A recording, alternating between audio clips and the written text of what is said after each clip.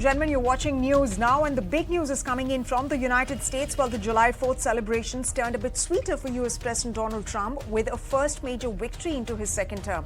After the Congress North, Donald Trump signed his tax and spending cut bill at the White House July 4th picnic.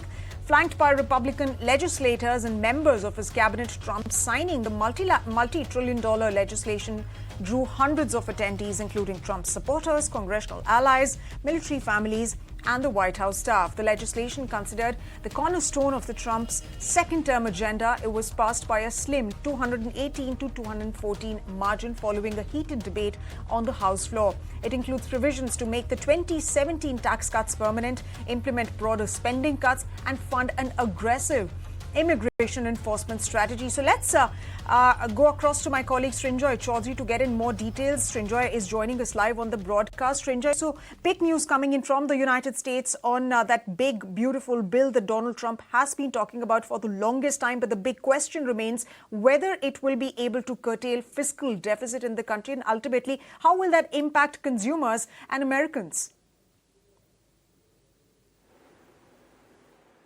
Well, first of all, it's got through with a razor-thin majority.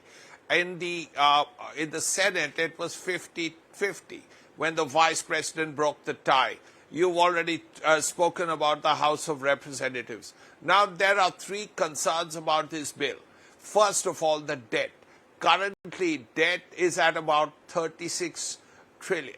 Now, this could increase it by another 3 trillion.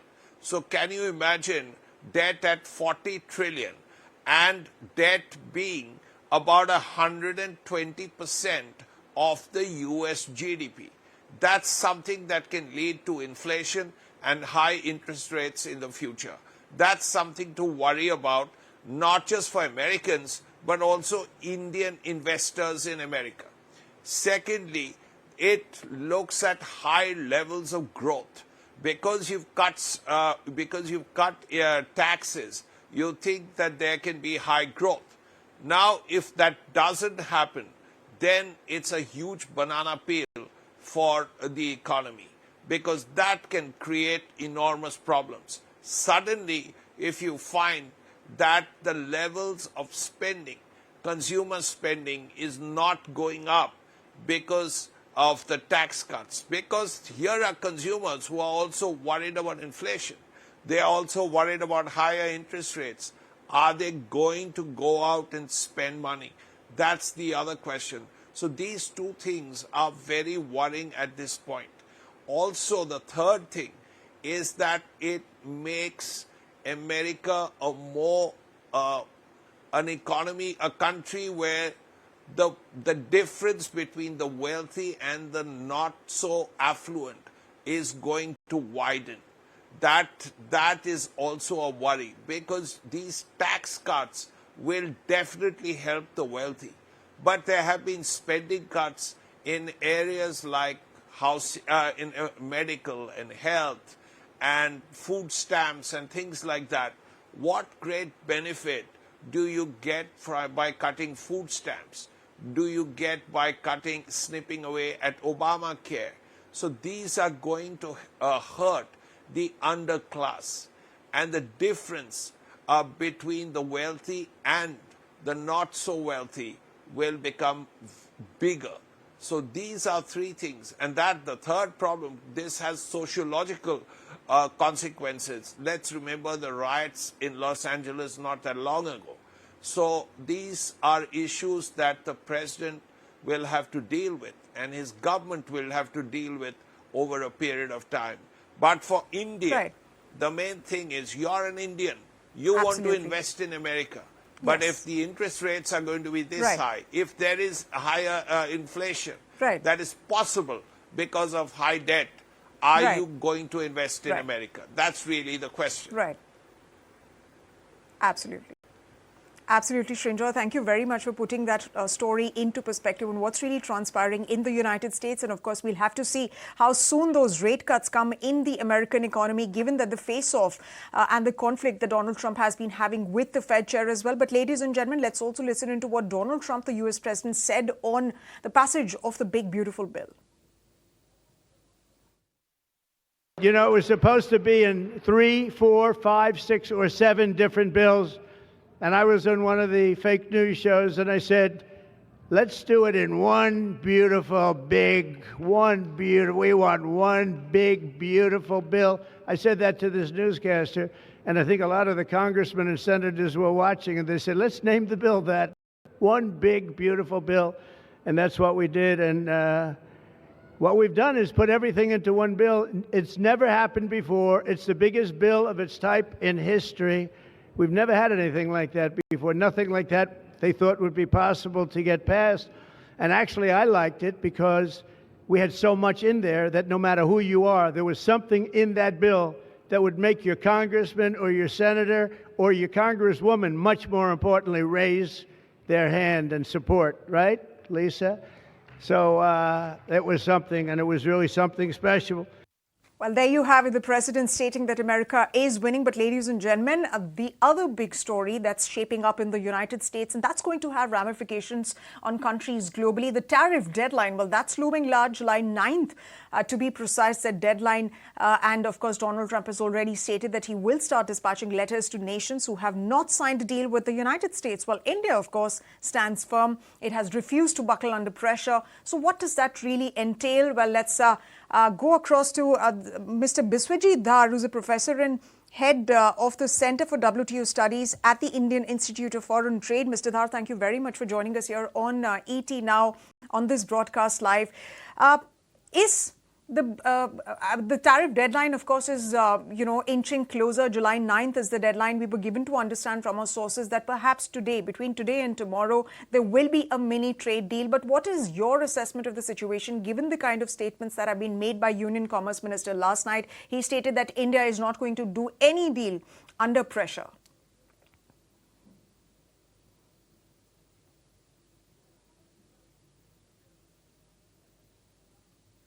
All right. I'm told that Mr. Dhar will be joining us in just a short while from now. But let me take that question across to Mr. Amitendu Palit. He's, of course, a senior research fellow and research lead trade and economics at the Indian Institute of South Asian Studies, or ISAS. Mr. Palit, I was trying to sort of get an answer on that front. What exactly is happening in the United States? Is there going to be a mini deal with India, or will that be pushed?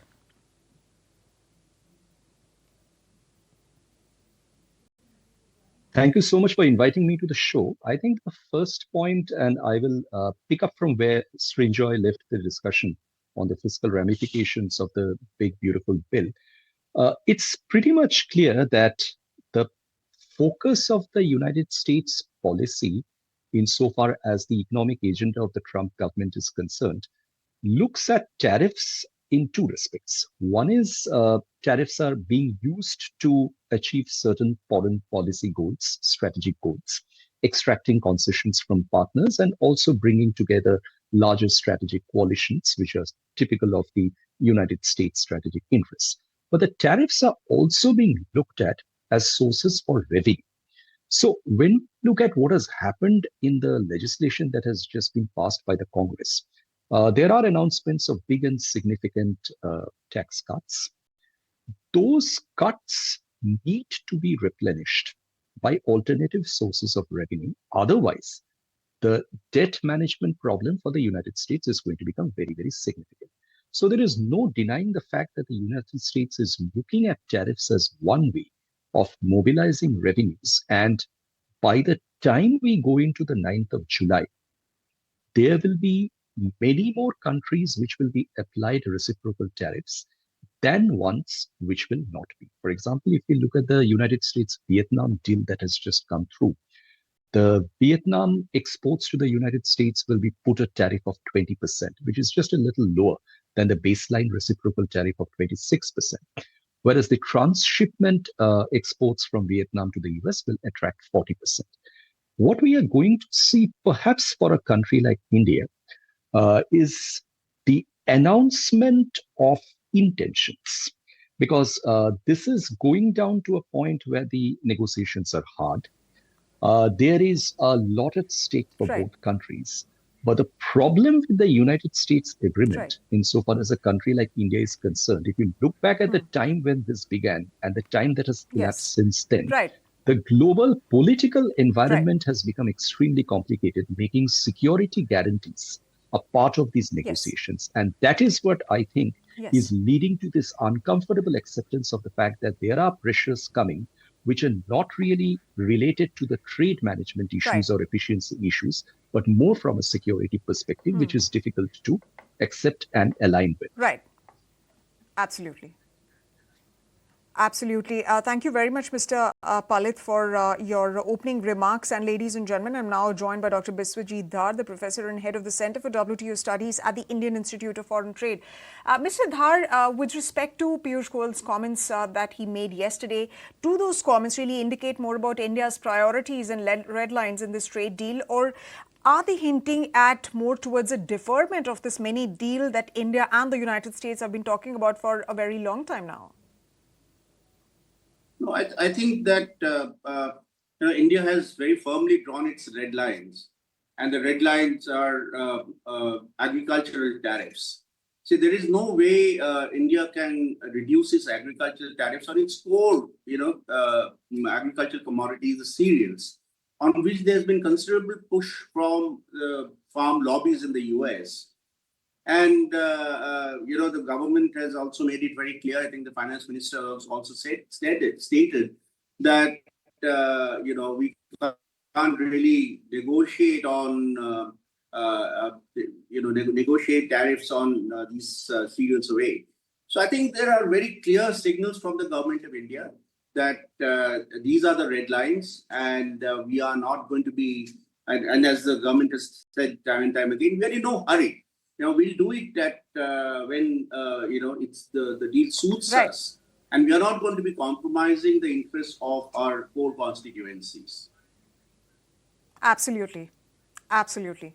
Absolutely, Mr. Dhar, very well put that India is not going to compromise on its priorities, and of course national interest will be paramount. And of course this is something that India has been stating for a very long period of time, that any deal that it strikes has to be mutually beneficial. In fact, just in April, Minister Piyush Goyal also stated that you cannot have deals signed with a gun to your head. That is not going to work with India, and India is not going to budge under pressure. But Mr. Palit, when the union minister says that an early tranche of the deal may only cover agreed upon sectors, he also stated that talks are currently underway with European Union, New Zealand, Oman.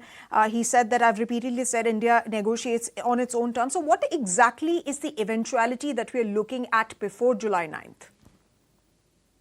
I think what best we can achieve to see, insofar as a formal announcement and declaration of intent is concerned, is a list of items on which both countries have agreed to their respective tariffs and the levels at which they should be applied to their respective exports to each other.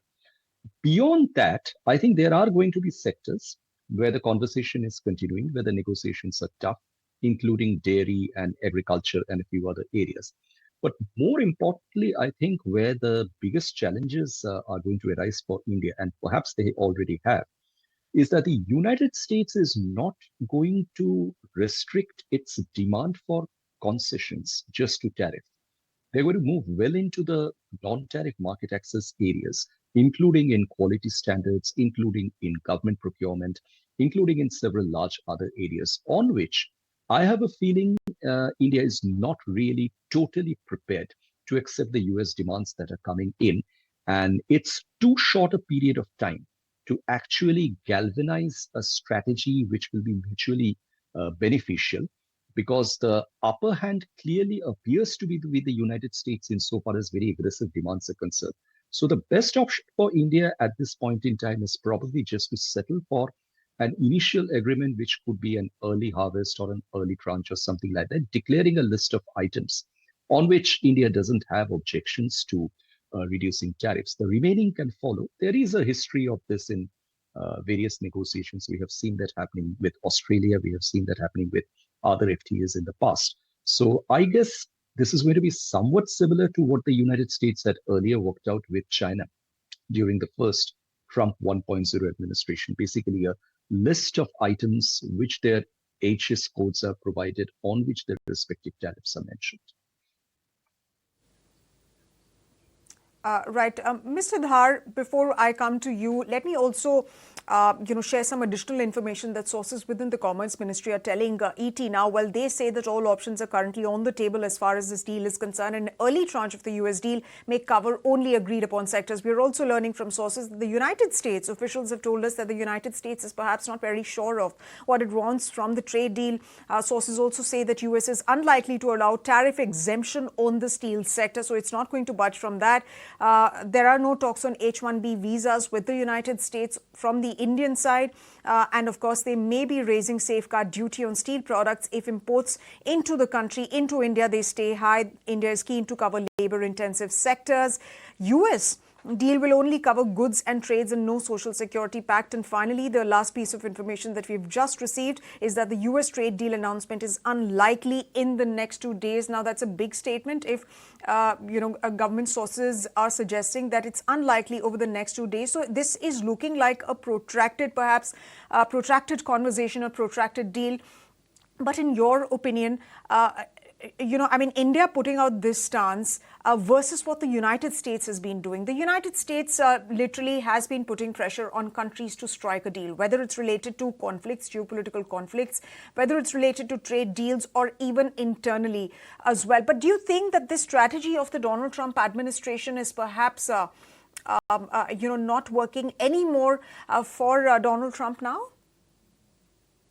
No, I think, from our perspective, from India's perspective, we need to be very clear that it's Donald Trump who needs this deal.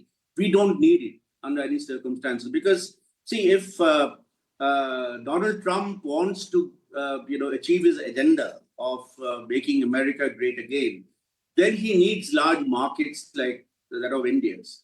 And I've been arguing that, and this is something that we have heard from the Americans in the past, that there's no free lunch.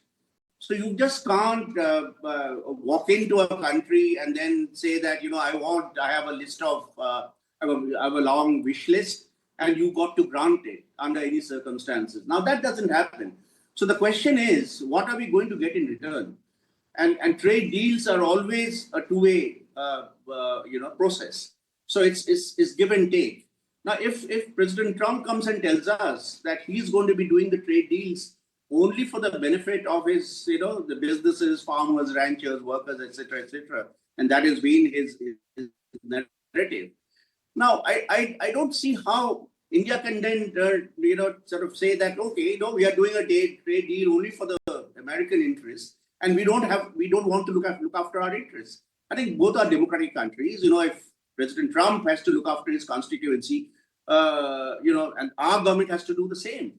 So I think, we need to actually have a proper, discussion as to how this trade deal between the two countries, and we have been talking about it, and there have been a lot of frictions between the two countries in the past as well. And that's why India has actually done trade deals with almost all major economies except the US, because of the huge differences that we have had in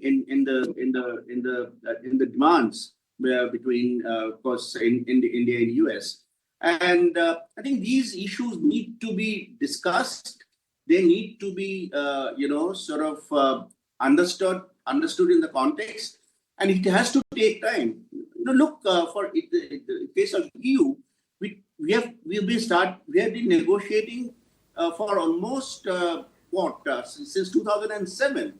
So it's almost 18 years that we have been negotiating, and now we are possibly coming to some kind of a deal. So I think these are long drawn issues. These are major economies, and major economies just can't throw up their markets open just because there is a person, the strong, the leader of the largest economy is demanding something from us.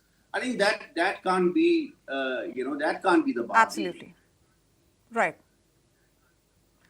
Right, Mr. Das, and that's essentially, how India's stance was put out when it was negotiating with the UK. And of course, this is a deal. The deal with the UK is also something that really benefits Indian industry as well into sort of getting access to the UK markets as well. But let me come to you, Mr. Palit. Mr. Palit, when we look at these protracted negotiations and conversations that are going on, I want to understand from you, in your opinion, in your assessment, and of course, the kind of statements that have been coming out, what is it that the United States could give concessions on at this point in time, especially keeping in mind the context when, of course, the deal with China has been fraught with many differences. A deal with EU hasn't happened. And of course, there's nothing concrete that has yet happened with Japan. Till some time back, till about 5-6 years back, the Indian exports used to enjoy the GSP preference in the American market. The GSP preference is not going to come back because the US president does not have the authority to issue GSP anymore. That has lapsed. But what India would certainly want, insofar as many of its key exports are concerned, is to make sure that the United States is able to offer them better access through the bilateral deal than what similar exports from competitor countries are getting. So, for example, Section 232 tariffs on steel and aluminium, which are already pretty high, might actually be on the agenda for EPI insofar as getting access into the US is concerned. It eventually comes down to the relative degree of comparative advantages that exporters of the same product enjoy in the American market. And I think that is where specifically the negotiations are becoming tight, because there are very similar demands which are coming from a large number of other countries with whom the United States is negotiating. When it comes to other issues, I think there is also this understanding that the Indian expectation will be to look out for strategic American investments in the Indian economy in a way that they benefit long-term Indian economic interests. Those investments, some of them have already been announced, but the way in which these investments come in are to be designed in a way that Indian interests are not compromised. For example, if you look at the electric vehicle sector now that the Tesla is not coming into the Indian market, I'm not exactly sure whether electric vehicles are on the agenda anymore.